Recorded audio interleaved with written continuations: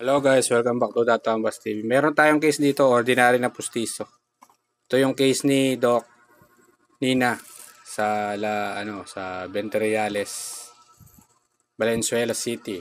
Ang case niya ay ang pasyente ay babae, Ito up and down na ordinary dentures ang gagawin. Lalagyan ng wire yung likod ng ngipin. Dito sa baba, lalagyan din daw. Pero ito, yung pasyente meron pang budget may extra budget. Gusto niyang pagandahin yung ngipin ng pustiso niya. Kaya ito ay wax pattern. Importante ito sa pasyente. Para makita mo kung tama na yung alignment ng ngipin mo bago lutuin. Pero ito, okay na to Ang gusto ng pasyente ay mas magandang klase ng ngipin. Ito yung New SPX ng ngipin. Pinapalitan nito. Ito na itong pinalit Ito, ipapakita ko. Gumless din siya, ordinary. Pero yung ngipin is, ayan, tingnan mo, papansin mo ito, plastic. Ito yung New SPX ng ngipin. Ayan.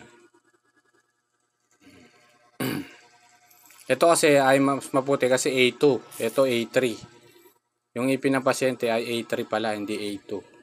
Nagkamali yung pili ng ngipin. Pero ito, pinakorek na. Mas pinili niya ay wag na lang plastic. Ito na lang gawa, gumless pa rin pero New SPX ang ngipin, pati rin sa baba, up and down. Ayan, ito siya kapag nakasuot sa pasyente. Ito sa baba, gusto rin palagyan ng kawit na bakal, kaso ginagyan ko na lang ng acrylic para hindi masira yung ngipin mo. Lalo na ito sa case niya, yung ngipin niya masyadong paiba yung dating. Ito siya pag nakasuot.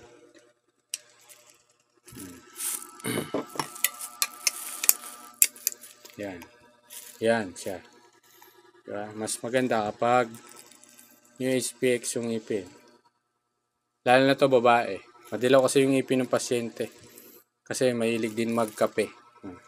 Yun guys, pag may extra budget ka pa, kung gusto mong mas maganda yung ngipin ng pustiso mo, ito New SPX kaysa dito sa plastic na ordinary. Ayan, ito lang siya. Pero yung composite, parang veneers, parang IMAX ang dating. Kasi ang IMAX composite din yon. Pareha sila ng material. Yun lang guys, thanks for watching. Bye bye.